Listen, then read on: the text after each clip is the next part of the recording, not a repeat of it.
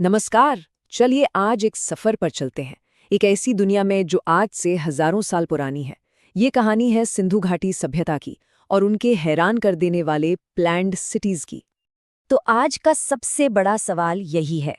जरा सोचिए, आज से 4,500 साल पहले, जब कोई मॉडर्न टेक्नोलॉजी नहीं थी, कोई इतनी सटीकता से पूरे के पूरे शहर कैसे बना सकता था? चलिए इसी पहेली को सुलझाने की कोशिश करते हैं। तो इस सफर में हम क्या-क्या देखने वाले हैं? सबसे पहले जानेंगे कि ये सभ्यता कितनी बड़ी थी, फिर उनके शहरों के यूनिक लेआउट को समझेंगे, उनकी इंजीनियरिंग की बारीकियों में जाएंगे, पता करेंगे कि ये जगहें दुनिया के सामने आईं कैसे, और आखिर में बात करेंगे उनकी विरासत की।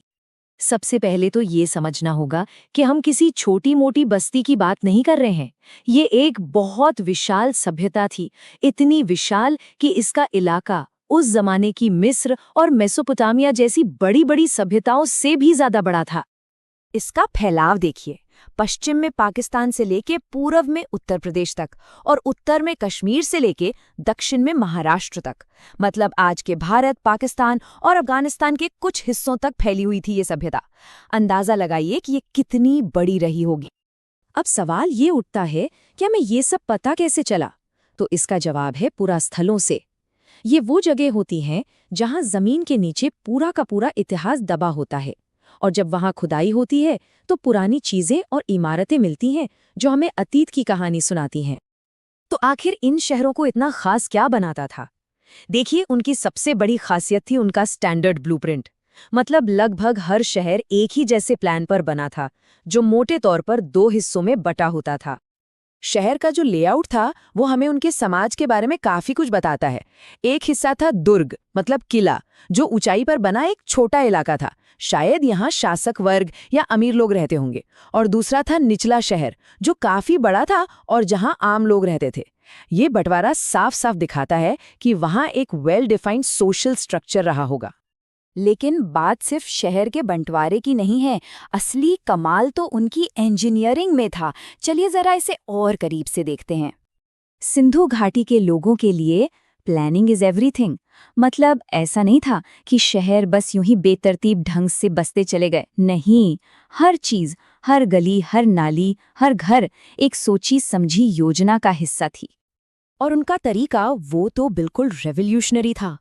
देखिए, आज भी कई जगह पहले घर बन जाते हैं, फिर सड़क और नालियों के बारे में सोचा जाता है ना? लेकिन वो पहले पब्लिक इंफ्रास्ट्रक्चर बनाते थे। यानी पहले सड़कें और नालियां बिठाई जाती थीं और उसके बाद उनके साथ साथ घर बनाए जाते थे। ये पहले शहर फिर घर वाली सोच थी जो कमाल की थी। उनकी प्लानिंग की प्रिसिजन का अंदाजा सड़कों से लगाया जा सकता है। सड़कें एकदम सीधी और एक दूसरे को परफेक्ट 90 डिग्री एंगल यानी समकोण पर काटती थी, बिल्कुल एक ग्रिड की तरह। सोचिए, आज के चंडीगढ़ जैसे प्लान्ड सिटीज की तरह। और ये जो सड़कें थी, इनके किनारे किनारे एक और कमाल की चीज थी, उनका ड्रेनेज सिस्टम। हर घर की नाली सड़क की मेन नाली से जुड़ी होती थी और ये नालियां ढकी हुई होती थी। मतलब एक प्रॉपर अंडरग्राउंड ड्रेनेज सिस्टम आज से 4,500 साल पहले। ये वाकई में एक इनक्रेडिबल अचीवमेंट थी। अब आते हैं इस सभ्यता की शायद सबसे फेमस बिल्डिंग पर, मोहनजोदारो का ग्रेट बाथ या विशाल स्नानागार। और ये कोई मामूली तालाब नहीं था, ये तो इंजीनियरिंग का एक मास्टरपीस था। तो ये था क्या? एक बड़े से आंगन के बीचों बीच एक रेक्टेंगुलर टैंक, जिसमें उतरने के लिए दोनों तरफ सीढ़ियां थीं। इसके चारों ओर गलियारे बने हुए थे और हाँ, पानी को बाहर निकालने के लिए एक बड़ा सा ड्रेन भी था। माना यह जाता है कि ये कोई पब्लिक स्विमिंग पूल नहीं था, बल्कि इसका इस्तेमाल खास मौक़ों पर धार्मिक स्नान या रिचुअल्स के लिए होता था।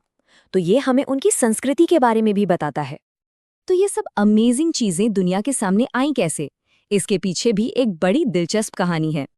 ये कहानी शुरू होती है 1920s में। 1921 में आर्कियोलॉजिस्ट दयाराम साहनी ने हड़प्पा की साइट को एक्सकवेट किया और फिर ठीक अगले ही साल 1922 में आर.डी. बैनर्जी को मोहनजोदाड़ो मिल गया। बस इन दो डिस्कवरीज ने हिस्ट्री की किताबों को हमेशा के लिए बदल कर रख दिया। अब हड़प्पा और मोहनजोदाड़ो के अलावा भी कई इंपॉर्टेंट साइट्स मिली हैं, जैसे गुजरात का लोथल। ये एक मेजर पोर्ट सिटी थी जहां से सी ट्रेड होता था। या फिर राजस्थान का कालीबंगा जहां से चूड़ियों के सबूत मिले हैं। मतलब हर साइट इस सभ्यता की पहेली का एक नया टुकड़ा हमारे सामने रखती है। तो आखिर में सवाल ये है कि इस महान सभ्यता ने हमारे लिए क्या छोड़ा है। एक तरफ तो है इसके शानदार शहर और दूसरी तरफ कुछ ऐसे रहस्य जो आज भी अनसुलझे हैं। और एक दिलचस्प बात, सबसे मशहूर शहर मोहनजोदड़ो, इस नाम का मतलब क्या है पता है? मुर्दों का टीला या माउंड ऑफ द डेड। ये नाम सुनते ही दिमाग में कई सवाल उठते हैं, है ना? आखिर इस शहर का अंजाम क्या हुआ होगा? देखिए, सिंधु घाटी सभ्यता ने हमें सिटी प्लानिंग और इंजीनियरिंग के बारे में तो बहुत कुछ सिखाया है, लेकिन उनकी स्क्रिप्ट, उनकी लिखावट को आज तक कोई पढ़ नहीं पाया है। वो कैसे खत्म हुए, ये आज भी एक बहुत बड़ा रहस्य है। और यही सवाल हमें आज भी सोचने पर मजबूर करता है कि ये खामोश शहर अपने सीने में और ना जाने कितने राज दफन किए हुए हैं, जिनके खुलने का इंतजार शायद हमेशा रहेगा।